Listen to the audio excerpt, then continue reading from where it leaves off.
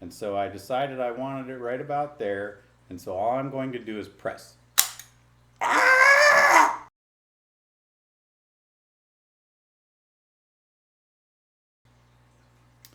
You know, type 2 diabetes diagnosis or a diagnosis of insulin resistance means that you have to make some changes to the way your life works, not just the way your food is. You need to spend a little bit more time focused on your health. And so in this video, I'm going to talk a little bit about the equipment that maybe you could consider purchasing to help you down this path. I'm a big believer in data, and if you're not measuring it, you can't manage it. So having a good understanding of what's happening in your body, especially as it relates to a diabetes diagnosis, is important. If you have a lot of glucose in your blood for a long period of time, you end up with high blood pressure. Your heart tries to pump the glucose out. It's the only muscle that's working right now. And so a blood pressure monitor is a good idea. A scale, just step on the scale now and then and see if your weight's going up or down is a good idea. But one of the things that has been really central to my understanding of this disease is a constant blood glucose monitor. Now this is a Freestyle Libre 3 Plus. My doctor gave me this. You have to have a prescription to get this particular type of blood glucose monitor. There are ones on the market that are over the counter, but if your doctor has diagnosed you with diabetes, you're going to probably get a prescription for something, metformin or something like that, and you might get a blood glucose monitor. If your insurance company declines your blood glucose monitor, you need to understand that Abbott will give you one for free. If you have a prescription, you can request one from Abbott and they'll send you a free one, or they'll send you a coupon and you can go to the pharmacy and get a free one. Also, you can ask your doctor if they have samples, and I believe this is one that I got from my doctor that was a sample. So the way that you actually use these things is it comes in a little package. Inside the package is the actual sensor applicator. Inside of here is the sensor. And then it comes with a little card. And the little card is like an instruction manual. As you know, most men don't read the instructions. I've read through these instructions, and trust me, they're definitely written by somebody that's complying with some kind of governmental regulation. So what you want to try to do is apply this thing like it shows in this picture here. I hope you can see that. It's just going to be basically on the back of your arm above your elbow. And so somewhere back here is where you're going to want it. Now I want mine to go right about there. That seems like a pretty good place for me. But you got to remember, it's really hard when you're articulating your arm around to find one specific place that it's going to stay.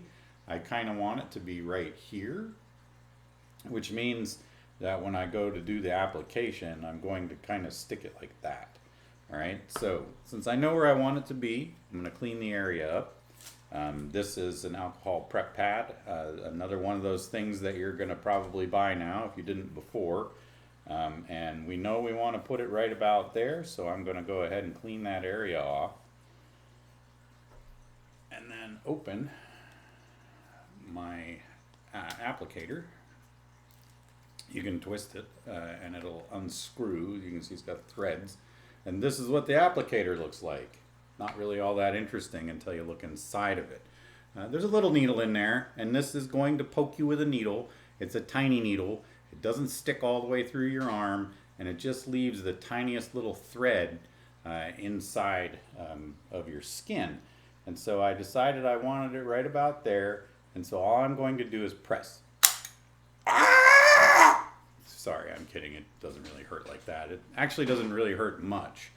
This one stings a little bit, but it's in my arm now. And so what I'm going to do, and trust me, the pain is gone, and you actually wouldn't even notice it if you weren't doing this all of yourself. When someone else does it, it's much easier. So now what I need to do is get my smartphone out and fire up my app.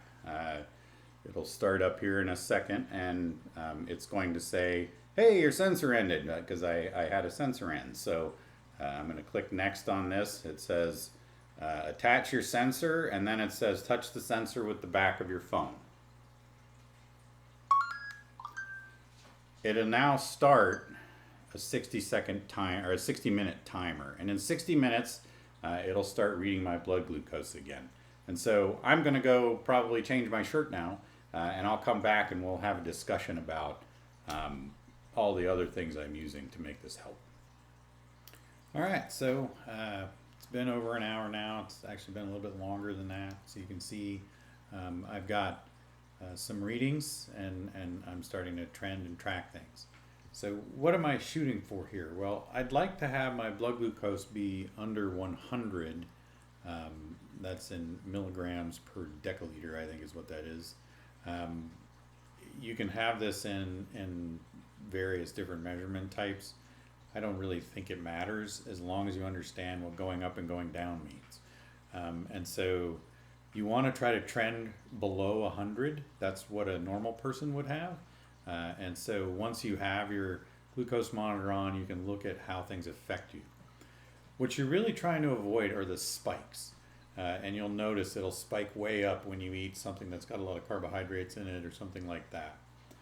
As long as you can keep it flat, the more manageable your diabetes is. And it means that you're not storing glucose as fat, you're not hurting your eyes, you're not hurting your fingertips and your toes. You're trying to keep everything down as much as you can. So there's various ways that you can affect your blood sugar. You can eat carbohydrates and that's going to make it go up. You can eat proteins and it'll make it go up a little less than carbohydrates, and fats will make it go up as well. And so what you need to learn is what are the things that affect you. If you drink alcohol, you need to learn how that impacts you, especially beer, because you're going to have a lot of carbohydrates in that. And then you're going to notice that exercise changes your blood sugar level. What happens is your muscles demand the glucose for energy. It pulls it out of your blood. Your liver has to produce more. And so you're going to see erratic things happen when you exercise. If you tend to have very low blood sugar, I don't recommend that you exercise without actually preloading yourself a little bit before you get out of the house. Now, what does exercise look like? Well, if you haven't been doing exercise for a long time, don't worry. This isn't something that's going to kill you. Obviously, you should consult your doctor about things like this, but what I did was I walked 15 minutes away from my house, and when I get 15 minutes away, I turn around and walk back. That's 30 minutes of exercise, and it's been helping me quite a bit. The reason I know it's been helping me is I've been trending my blood pressure. I have a Omron blood pressure cuff, the cheap one that you can buy at CVS. It has app and Bluetooth because those components are cheap now to build. And so you can do things like trend out how things are going. I can look at my blood pressure and you can see a chart of it. And you can see that it's been trending downward. Obviously, it doesn't work perfectly. And I've had medicine adjustments in this. I'm on 100 milligrams of losartan. I am reducing that as I see my systolic number drop really low. If your systolic number drops too low, you get lightheaded when you stand up and that kind of thing. So if it drops below 120, then I move to a 50 milligram dose, and I'm kind of modulating myself with that. The last piece of equipment that I recommend people get is a scale, so that way you can just monitor if you're losing weight. But if you have an Omron scale, it's the same app that works with your blood pressure monitor, works with your scale, and it will help you understand if you're changing your BMI and if you're moving the numbers on the scale. Obviously, if you cut carbohydrates from your diet, you're going to move the numbers. And so that's something that you have to really take advantage of and take a look at and try to change the way that your weight is on you. But if you can't manage these things, if you can't measure these things. So if you're measuring stuff like blood pressure and you start exercising more, then you actually understand how that exercise is impacting you. I have this is a Google smartwatch. It pairs with my phone, And what I can do with this is operate it as a Fitbit, so it tracks my exercise, and I can trend the type of exercise that I do and what it is that I'm doing. I mostly walk. Like I said, I just walk away from the house and I walk back.